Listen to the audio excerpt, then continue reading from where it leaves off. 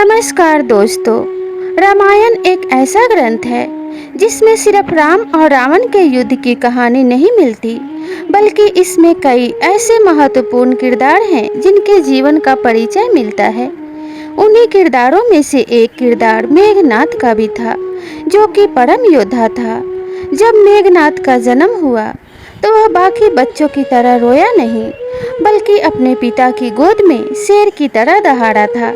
उसकी इसी दहाड़ को सुनकर रावण ने उसका नाम मेघनाद रखा था। मेघनाद जब बड़ा हुआ तो उसने स्वर्ग पे विजय प्राप्त की और इंद्र को जीतने के कारण उसका नाम इंद्रजीत पड़ा। मेघनाद ने तपस्या करके ब्रह्मा जी से वरदान लिया था कि किसी भी युद्ध में जाने से पहले अगर वह अपने कुल देवी की पूजा विधिवत तरीके से पूर्ण कर लेगा तो उसे युद्ध में कोई भी पराजित नहीं कर पाएगा। उसी मेघनाद की पत्नी का नाम सुलोचना था, जो कि परम सती थी। अगर आप जानना चाहते हैं कि मेघनाद की मृत्यु के बाद मेघनाद की पत्नी सुलोचना का क्या हुआ, तो इस वीडियो में आखिर तक बने रहें। रावण के पिता ऋषि विश्वेश्रवा ने 2 विवाह किए थे। उनकी पहली पत्नी इला विद्या से कुबेर की प्राप्ति हुई थी। वहीं उनकी दूसरी पत्नी कैकसी से रावण, कुंभकर्ण, विभीषण और शूर्पणखा का जन्म हुआ था। इसमें रावण का विवाह मंदोदरी से हुआ था। मंदोदरी अप्सरा हेमा की पुत्री थी, जिसे ऋषि कश्यप के पुत्र मायासुर ने गोद लिया था, और इसी का विवाह रावण के साथ हुआ था।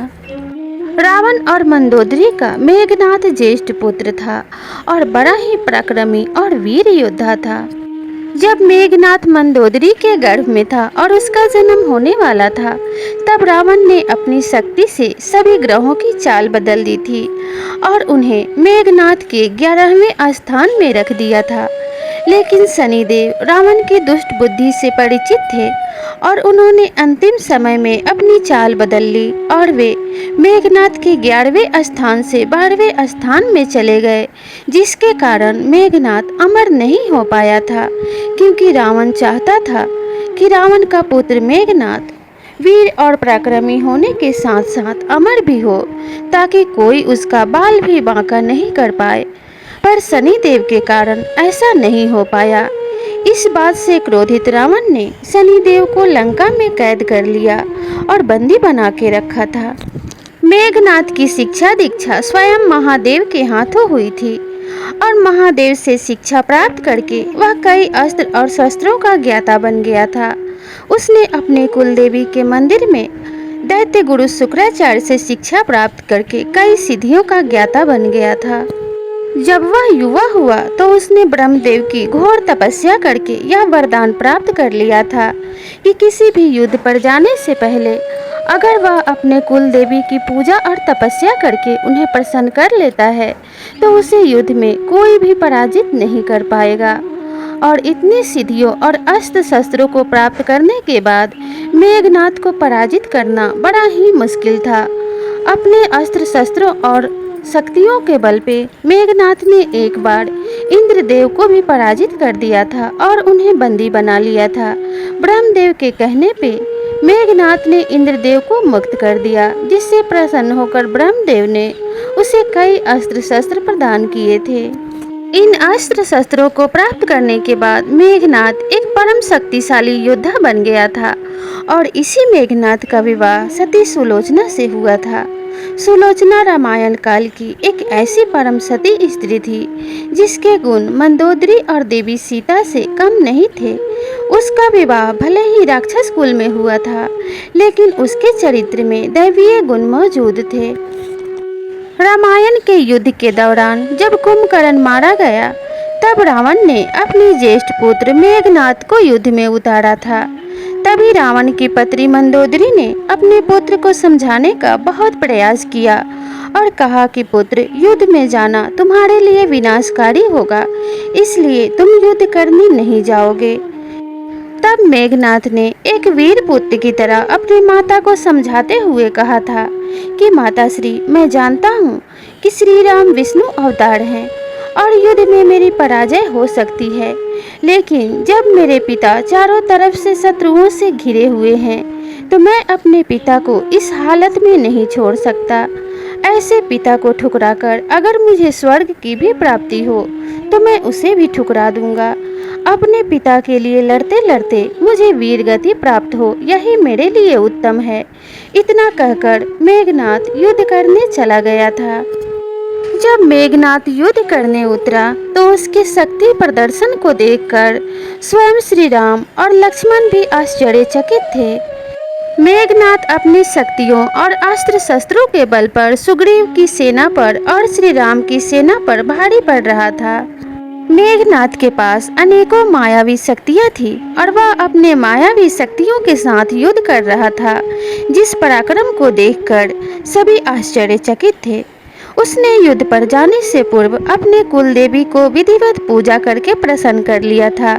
जब भी श्री राम और लक्ष्मण बाण छोड़ते तो मेघनाद का रथ गायब हो जाता और बाण हट जाने के बाद मेघनाद का रथ सामने दिखाई देने लगता।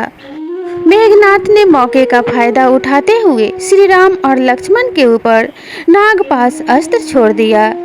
नागपाश ने श्री राम और लक्ष्मण को मूर्छित करके बंदी बना लिया, जिससे मुक्ति के लिए श्री हनुमान जी जाकर गरुड़ को लाए थे।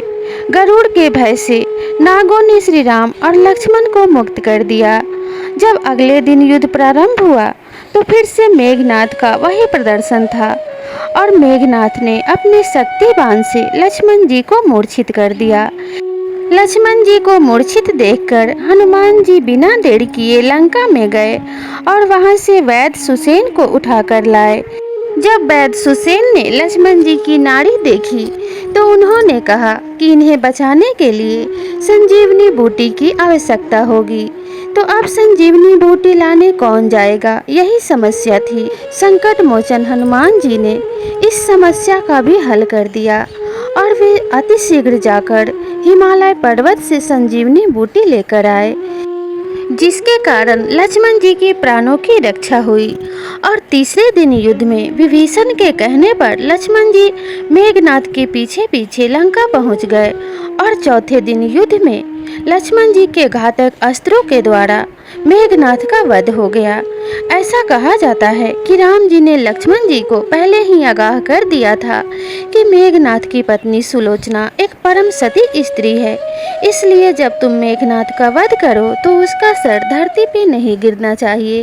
राम जी की आज्ञा के अनुसार लक्ष्मण जी ने जब मेघनाद का सिर काटा तो उस सिर को लाकर श्री राम जी के चरणों में रख दिया। तब श्री राम ने उसकी पत्नी सुलोचना की संतुष्टि के लिए मेघनाद की एक बाह को काट के सैनिकों द्वारा लंका भेज दिया। जब सैनिकों ने मेघनाद की पत्नी सुलोचना को वह कटा हुआ भुजा दिखाया तो उसे विश्वास नहीं हुआ और उसने उस भुजा से युद्ध का पूरा वृत्तांत लिखने के लिए कहा। सुलोचना के सतीत्व के प्रभाव से उस कटे हुए भुजा ने युद्ध का सारा वृत्तांत लिख दिया और लक्ष्मण के गुणों का गुणगान भी किया। तब सुलोचना रावण के पास पहुंची और कहने लगी कि हे लंकापति रावण, मुझे मेरे पति का सिर दिला दीजिए, मैं अपने पति के साथ सती होना चाहती हूँ। तब रावण ने सुलोचना को ढाढ़स बंधाते हुए कहा कि पुत्री, 4 क्षण प्रतीक्षा करो, अगले दिन युद्ध में मैं शत्रु के सिर के साथ ही तुम्हारे पति का सिर ले आऊँगा। तब सुलोचना को रावण की बातों पर विश्वास नहीं हुआ और वह अपनी माता श्री मंदोदरी के पास पहुंची और कहने लगी, माता श्री, मुझे मेरे पति का सिर चाहिए, मैं उनके सिर के साथ सती हो जाना चाहती हूँ। तब मंदोदरी ने रास्ता दिखाते हुए कहा कि श्री राम परम दयालु हैं, वे विष्णु अवतार हैं, तुम उनके पास जाओ, वे तुम्हारी इच्छा का मान अवश्य ही रखेंगे। तुम उनके शरण में जाकर गुहार लगाना, वे तुम्हारे पति का सिर अवश्य लौटा देंगे। अपनी सास मंदोदरी की बात मानकर सुलोचना श्री राम के शिविर में गई और हाथ जोड़ते हुए कहा कि हे प्रभु, मैं एक परम सती स्त्री हूँ, मैं अपने पति के साथ सती होना चाहती हूँ, इसलिए मुझे मेरे पति का सिर लौटा दीजिए। तब श्री राम ने उसके दुखी अवस्था को देखकर कहा कि हे देवी, मुझसे तुम्हारी यह हालत देखी नहीं जा रही है, इसलिए मैं अभी तुम्हारे पति को जीवित कर देता हूँ। तब सुलोचना ने कहा कि हे प्रभु श्री राम, मैं नहीं चाहती कि सिर्फ मेरे लिए आप इस सृष्टि के नियमों को बदलें, और मैं नहीं चाहती कि मेरे पति जीवित होकर फिर से इस संसार में दुख भोगे और अधर्म के पात्र बने। इसलिए मुझे मेरे पति का सिर लौटा दीजिए। मैं इस संसार से विदा होना चाहती हूँ। मुझे इस संसार में अब जीवित रहने की कोई इच्छा नहीं है। इतना सुनकर श्री राम ने सुग्रीव को आदेश दिया कि सुलोचना को मेघनाथ का सिर वापस कर दिया जाए। लेकिन सुग्रीव जी को अभी भी इन बातों पे विश्वास नहीं था।